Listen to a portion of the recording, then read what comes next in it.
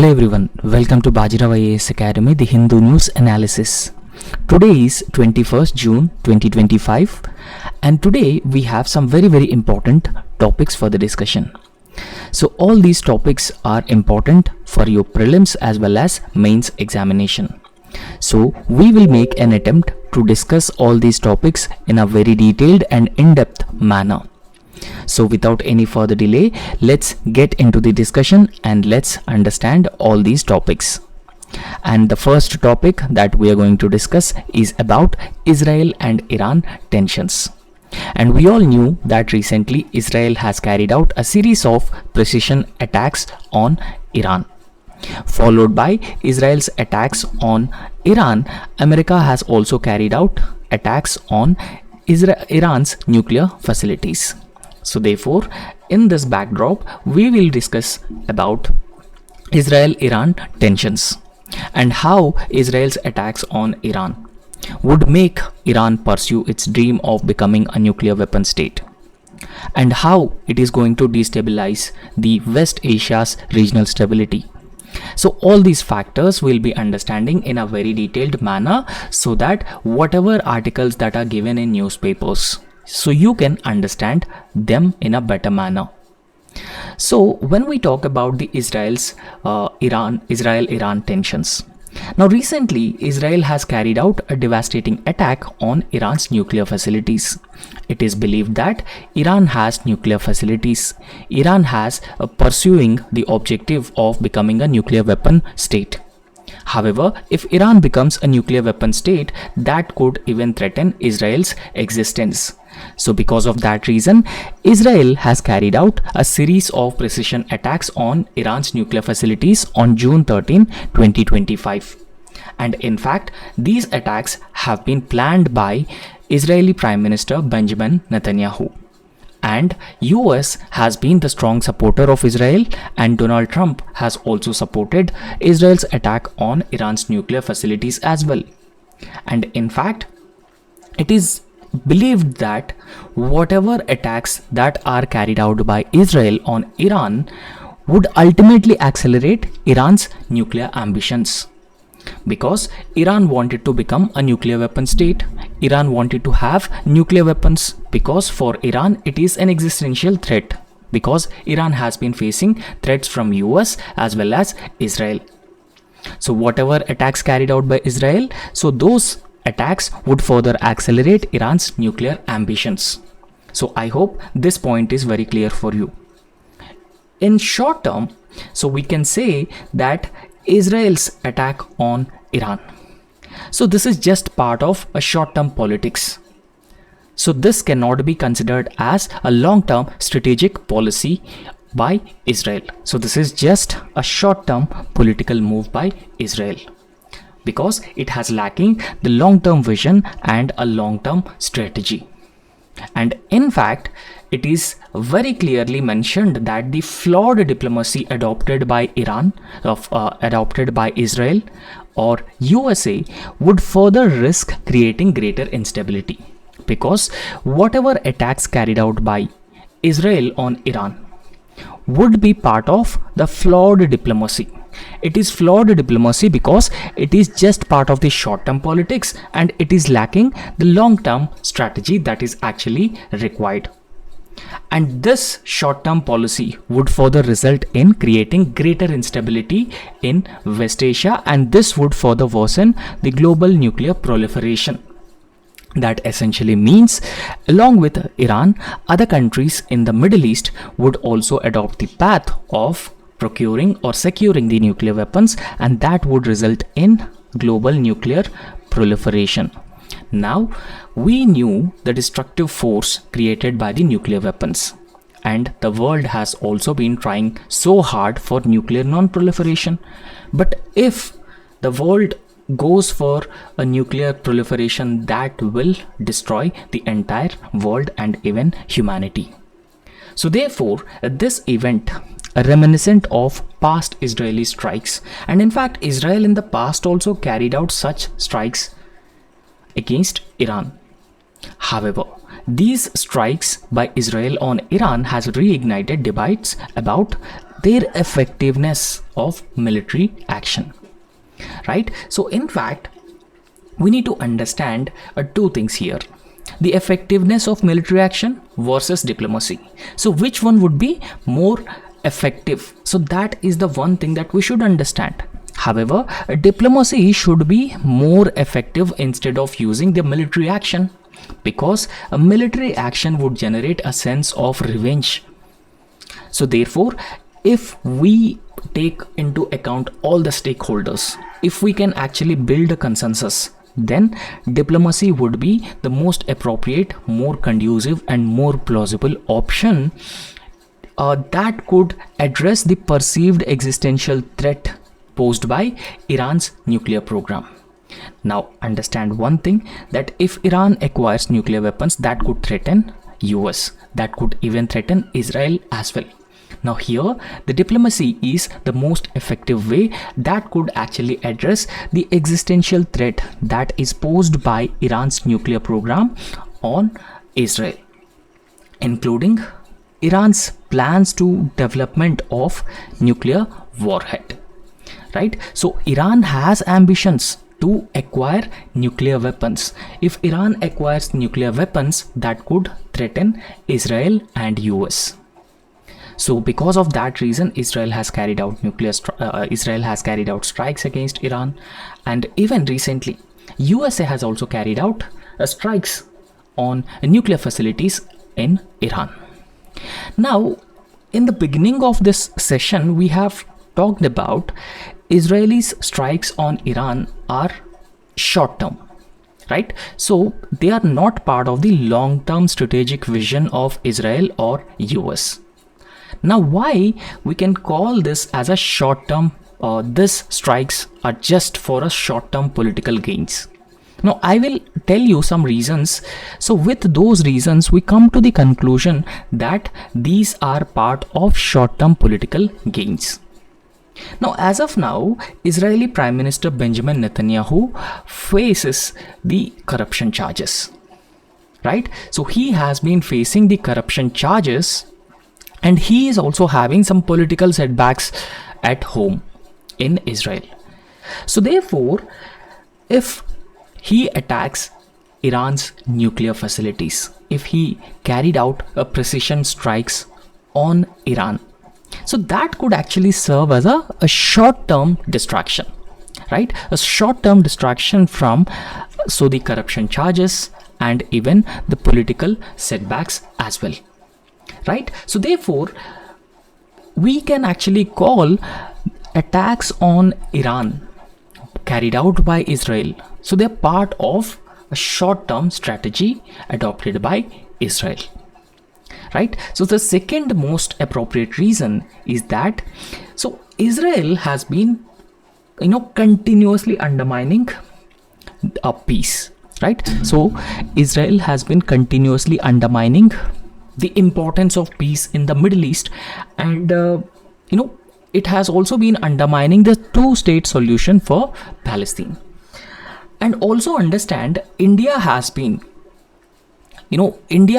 advocating for a peaceful two-state solution, a peaceful coexistence of both Israel and Palestine. However, Israel has been persistently undermining the importance of peace, and it has also been undermining the two-state solution for the Palestine as well.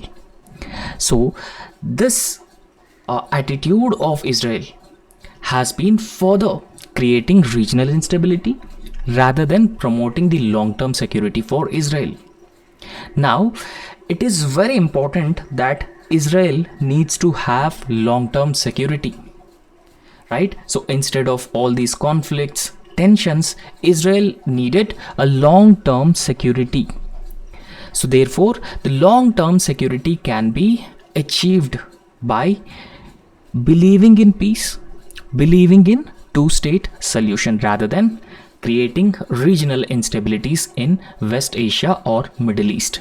So that will not be a very conducive policy for Israel. So I hope you have understood. And here the third factor is joint comprehensive plan of action. Now, in our previous classes also, I have explained what exactly is a joint comprehensive plan of action. So this joint comprehensive plan of action is an agreement between Iran plus P5 plus 1. Right? So this is an agreement between Iran and P5 plus 1. So here a P5 is 5 permanent members of the United Nations Security Council, and this one member is Germany. This one member is Germany, because Germany is not a member of United Nations Security Council. So it is not a permanent member. Right?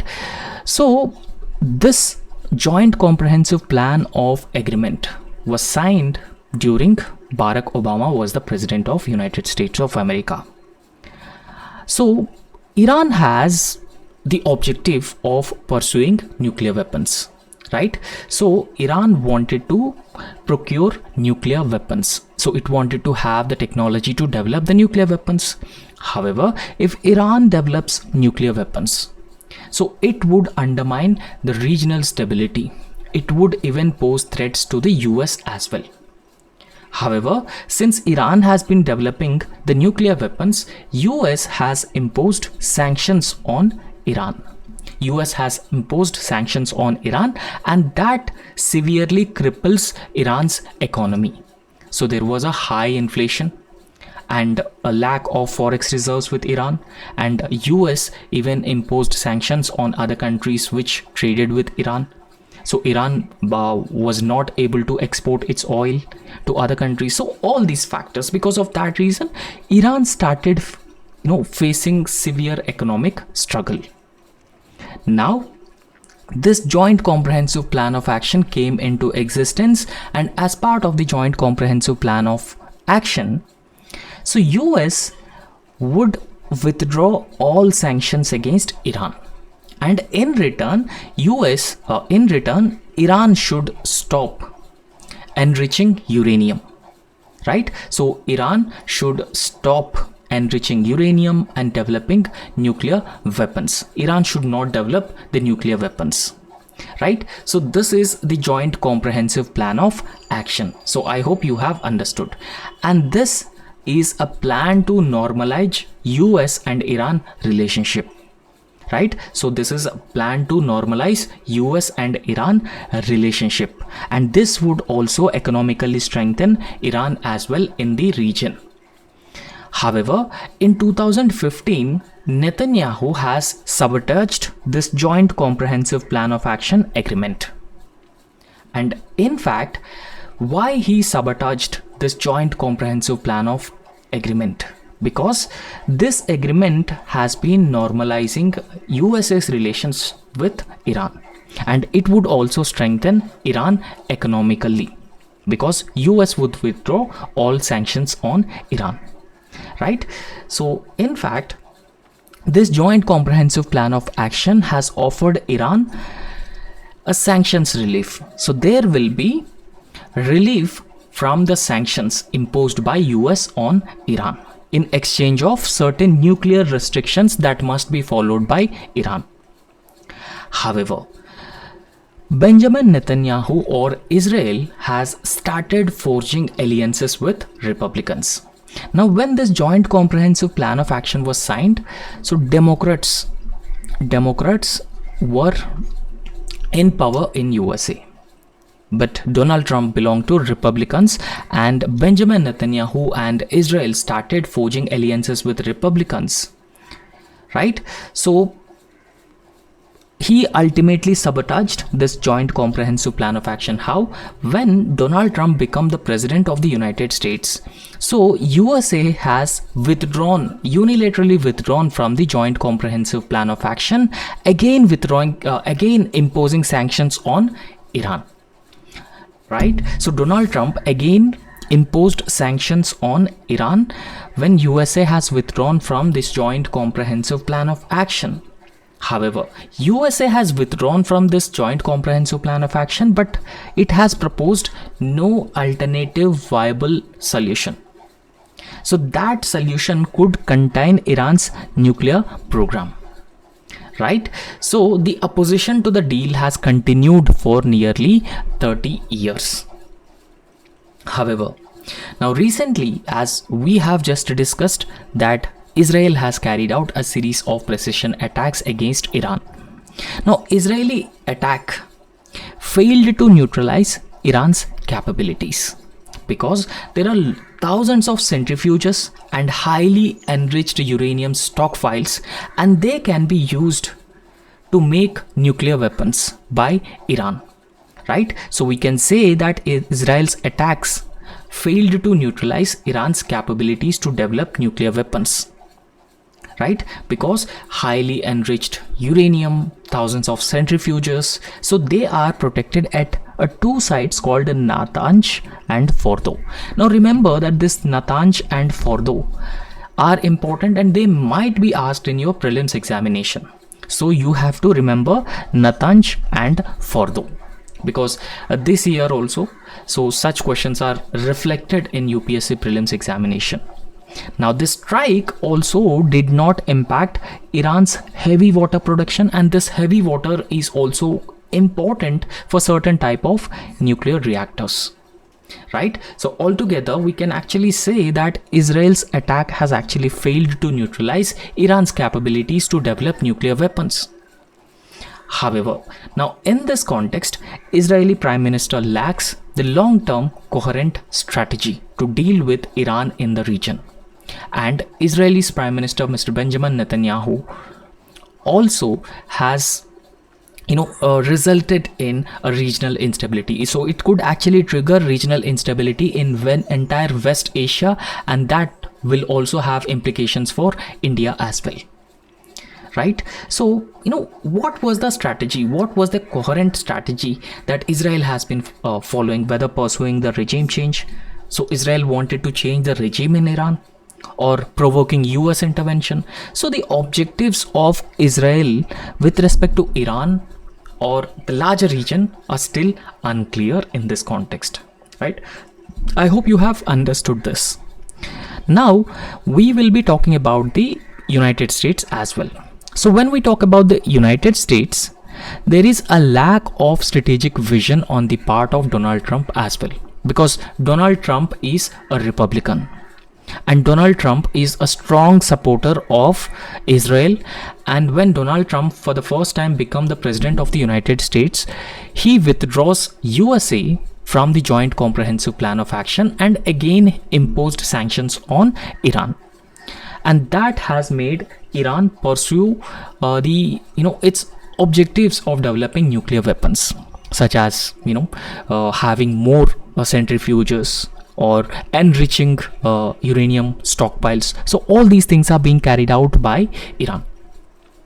Now in this context, so Trump actually operates purely on the personal whims, right? So Trump actually have some personal goals and he's acting purely on those personal goals, such as profit, revenge, ego. Now if you look at Trump's policies, now Trump's policies are particularly with respect to the profits.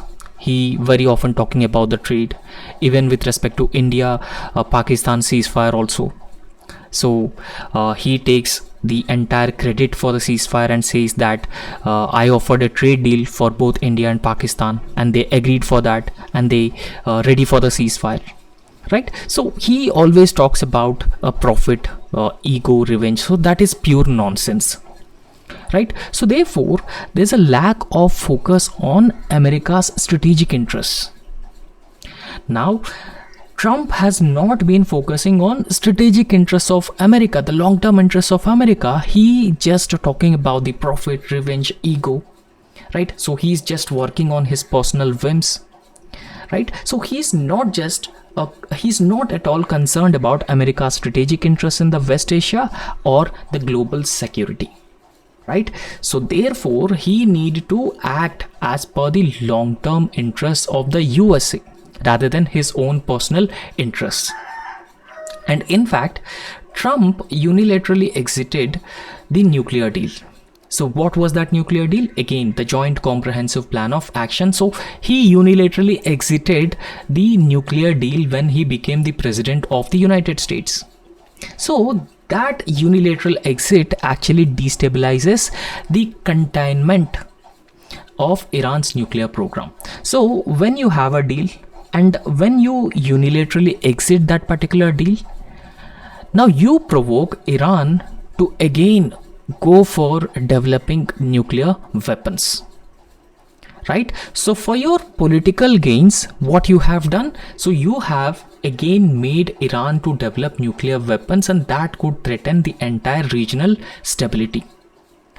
And in fact, Donald Trump, by eliminating the sanctions relief on Iran, had incentivized Iran's compliance. Right? So therefore, now Iran has been developing nuclear weapons. So there is a reason for Iran to go for a nuclear weapons. Now Israel has attacked Iran and USA has also attacked Iran. Now in this context, Trump has actually renewed the nuclear talks, and these nuclear talks actually aim for the personal glory, so not for the long-term strategic interests. So he is talking about the nuclear talks particularly for his personal glory, right? So a not substantive peace. And in fact, Donald Trump has a very serious obsession with the Nobel Peace Prize. So he wanted the Nobel Peace Prize and he's obsessed with that. And that's why he's playing the role of peacemaker everywhere, whether it is Russia-Ukraine war, Israel-Iran war, India-Pakistan war. So he wanted to become a peacemaker because he is obsessed with the nuclear peace prize, right? So he is just acting for his personal glory, not for the long-term strategic interests of the region and beyond the region. And here that is the main problem. And in fact, so he even praised himself for mediating India-Pakistan ceasefire, Iran-Israel peace deal, or they are actually fabrications. They are actually not true. So all these factors are undermining the credibility of US in global diplomacy. Right? So in fact, the other thing is that the actions of Donald Trump, so they could further risk destabilization. Right? Because Israel has attacked Iran and USA has also attacked Iran. Now this makes Iran come to the conclusion that at this point of time we need a nuclear weapons, right? So in order to protect ourselves, in order to protect our territorial integrity, security, sovereignty, we need to have nuclear weapons that could establish a potential deterrent. Right? So therefore, this could even destabilize the region, particularly the West Asia and the Middle East. And this could even, change the regional dynamics as well, change the balance of power. So in this context, while this would fail to build sustainable, enforceable nuclear threshold containment regime. Right? So we have understood that how Donald Trump lacks a long-term strategic vision, rather than he's acting on his own personal whims. Now in this context, we'll be understanding the impact on Iran's nuclear strategy. Right? So Israel's attack has actually convinced Iran. Now Iran has understood that it wanted a credible nuclear deterrent. Now what is this credible nuclear deterrent? Now the credible nuclear deterrent is that if Iran has nuclear weapons, that could force its adversaries to not to attack Iran. Right? So understand that there are two countries, country B and country A. Now country A have no nuclear weapons and country B also don't have nuclear weapons, and country A have a nuclear weapons. Right? So country A have nuclear weapons, and since country A have nuclear weapons, now in this context understand both are adversaries. So since country A has nuclear weapons, country B will not attack country A because it has nuclear weapons, and country A at any time use nuclear weapons to attack us. right? So this is what is called as credible nuclear deterrence, and now Iran wanted to have this credible nuclear deterrent. So in order to achieve this goal, Iran started accelerating the uranium enrichment, right? So in order to develop the nuclear weapons, a uranium has to be enriched to a certain degree, right? So therefore Iran has started or accelerated enrichment of uranium, and Iran also wanted to develop a nuclear warhead as well, because that will ensure a credible nuclear deterrence for Iran. So therefore this has increased the urgency of work among Iran's nuclear scientists, right? So now Iran understood that it should have nuclear weapons, it should have the credible nuclear deterrence. Now previously Iran has pursued ambiguity. Now ambiguity in the sense that, so Iran was not clear whether they are going for the nuclear weapons or they're not developing the nuclear weapons, whether they're not enriching the uranium. So the policy was ambiguous policy, so they were unclear, right? So they were denying the intent for weapons while maintaining a breakout capability as well, right? So however, the post attack by Israel on Iran, so the deterrence has become a strategic imperative for Iran. Developing a credible nuclear deterrence is a strategic imperative for Iran. Now in fact there are some proxy groups which are working on behalf of Iran in other areas within the Middle East. For example, Hezbollah is a proxy group of Iran in Lebanon, and Hamas can also be called as a proxy group, and Houthis in Yemen can also be called as a proxy group, and the Assad is also a proxy of Iran. He was in Syria, but now a regime change that took place in Syria, and Assad fled to Russia. So all these individuals weakened in recent times in the West Asia. So weakening of proxies of Iran, right? So that has further weakened the proxy warfare capabilities of Iran, right? So in West Asia, the proxy warfare capabilities have further declined, thereby increasing the dependence or reliance on nuclear capability. So earlier, Iran very easily used proxies against its adversaries. Now its proxies also declined now or weakened now. So therefore, Iran felt that it is the time that we need to develop the nuclear capabilities for our national security. So Iran has convinced itself that they need to have a credible nuclear deterrence. So Iran can even access the global nuclear markets, and it was predicted by Pakistan's scientist who is A.Q. Khan, right? So Iran can also access the global nuclear markets, including the North Korea as well. However, the technical hurdles, they remain surmountable with sufficient motivation. So if Iran is sufficiently motivated to develop nuclear weapons, they can even easily cross the technical hurdles, the technical barriers. So therefore, restoring this joint comprehensive plan of action by the US. So US again coming back into the joint comprehensive plan of action, withdrawing the sanctions imposed on Iran, and a credible diplomacy can actually ensure long-term peace, stability and security of the entire region, right? So that is the one factor that has to be understood. Now, what will be the consequences for West Asia's stability? So we should also understand the consequences for West Asia's stability. Now, it is being said that Israel's strikes against Iran would have a broader regional arms race. Now imagine that if Iran develops nuclear weapons, so Iran and Saudi Arabia are rivals. So Saudi Arabia may also start the proliferation, right? So ultimately it would result in regional arms race not just Saudi Arabia, but even Israel also would start having or developing nuclear weapons.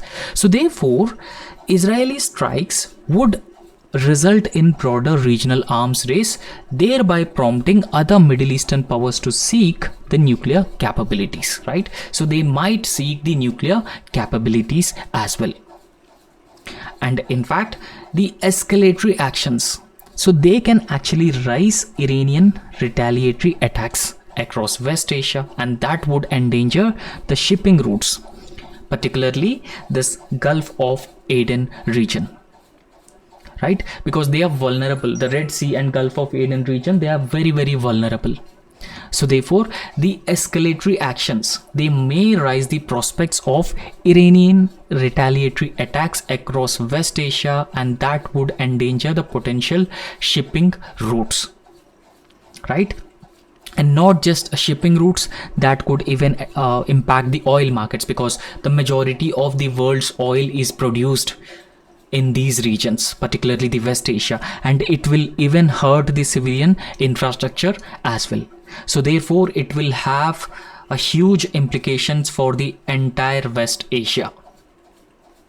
And US-Israeli actions, so they could further destabilize the West Asia, and that could exacerbate humanitarian crisis, and it would fuel the anti-Western sentiment as well, right? So this would be another major implication or the consequence of the Israeli strikes against Iran. However, discrediting the multilateral accords such as the Joint Comprehensive Plan of Action, because US withdrawn from the Joint Comprehensive Plan of Action, so that could actually erode the diplomatic norms, and it will further encourage the dependence on unilateral military actions over a constructive diplomacy. However, the constructive diplomacy should be given a lot of weight to achieve perpetual peace. So the existing tensions in the region, so they might provide recruiting tools for terrorist groups as well, because Middle East is a very volatile and a very sensitive region. So therefore, it may again become a breeding ground for a terrorist groups, and that could further seriously undermine the regional security and the Western interests in the West Asian region. And this will also have the broader implications for India's policy in West Asia and Middle East, because remember, a huge diaspora population have been living in West Asia from India, and India has been getting one of the largest sources of remittances.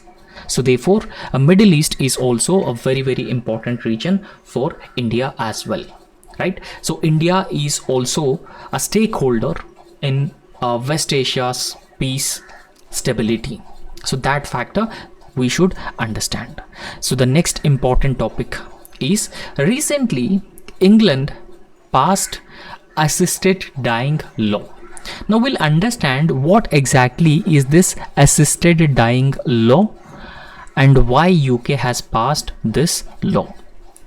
And in fact, so the assisted dying is even called as a end of life choice. So one may end his or her own life, right? So if they are suffering with a terminally ill condition, right? So if they have been suffering the terminally ill conditions, they may take the decision to end their life. So this is what is called as legalizing the end of life choices. So if we understand the context, so UK House of Commons has recently passed a landmark bill.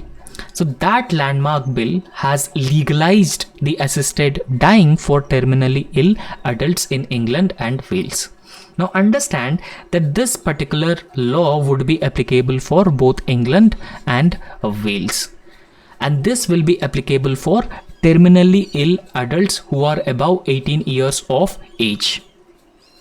However, so this particular development actually marked a significant shift in end of life care legislation, because so if an individual who is terminally ill So they may choose to end their life, and that is why it is a significant piece of legislation to end of life care amidst the heated political and societal debate on this issue, because there are some people who strongly oppose this as well, right? So because there are few other factors which even work on it. Now, what are the key highlights of the terminally ill adults end of life bill? Right, so that we need to understand here. Now, the eligibility criteria here is that the bill actually permits the assisted dying under a strict and clearly defined conditions, right? So in this case, individuals must be 18 years old, right? So individuals must be 18 years old in this particular condition, and even they must be a resident of either England or Wales. Remember, as I have already told you, that this legislation applicable for both England and Wales, and they should be registered with the general practitioner for at least 12 months to be eligible for this end of life. And they must have a terminal illness with an expected life expectancy of 6 months or less, right? So their expected life expectancy, for example, if an individual has been suffering with a cancer and his life expectancy is 6 months or less, he may choose to end his life, right? So that is what is called as legalizing the terminal illness, or legalizing the one's choice to end his or her own life. And in fact, they must also possess the mental capacity to make the informed decisions, right? So it amounts to killing an individual who is not died, who is terminally ill but who is not died, but killing that individual, and because of that reason it is having a lot of ethical implications. And in fact, that individual must make 2 formal and witnessed declarations expressing their wish to die, right? So this is not an easy procedure, this is a complex procedure, because individual must make a 2 formal and a witnessed declaration expressing their willingness to die. And so evaluations are to be done by 2 independent doctors at least 7 days apart.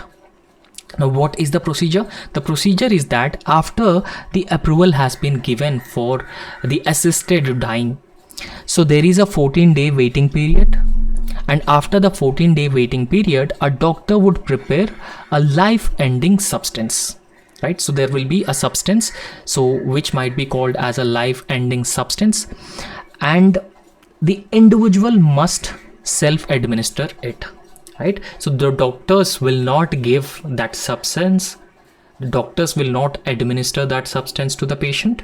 Rather, the patient or the individual must self-administer the substance that has been prepared by the doctors, right? So in case, it will be considered as a criminal offense in case if anybody coerces or pressures someone to into this assisted dying. For example, imagine a family member who is terminally ill and other family members started coercing him, forcing him for assisted dying.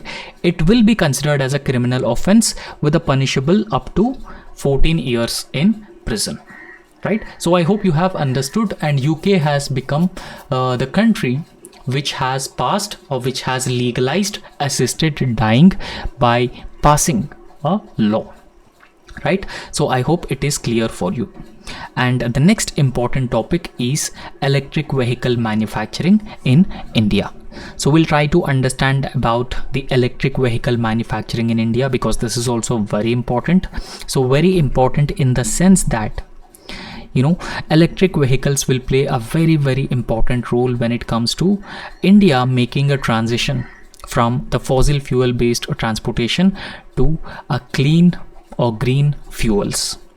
So because of that reason, the electric vehicle manufacturing in India is very important, because it is going to create a huge employment opportunities, and India will also become a export hub as well.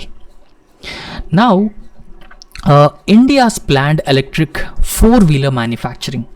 Right, so the total capacity of India's four-wheeler electric vehicle manufacturing, so it's set to increase around tenfold to 2.5 million, according to a research that has been performed by Rhodium Group.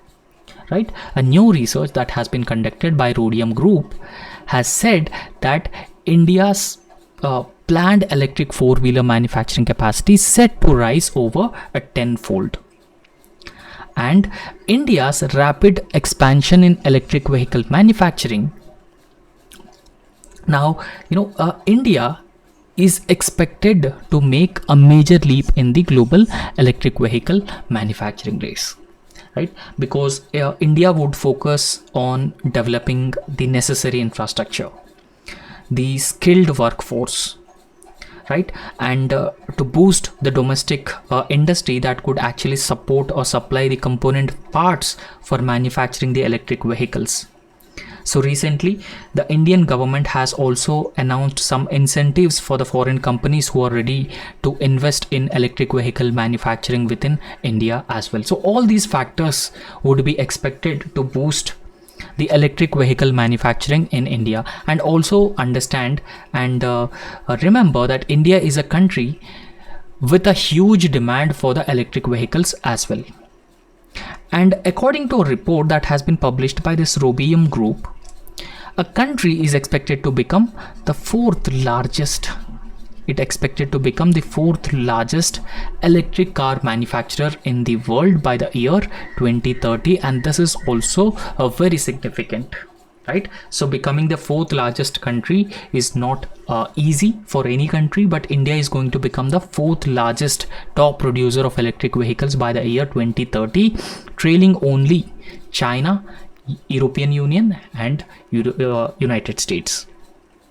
However, the shift is particularly driven by a significant scale up of EV production capacity, developing infrastructure, having adequate skilled workforce, or the industries that could support and supply the component parts.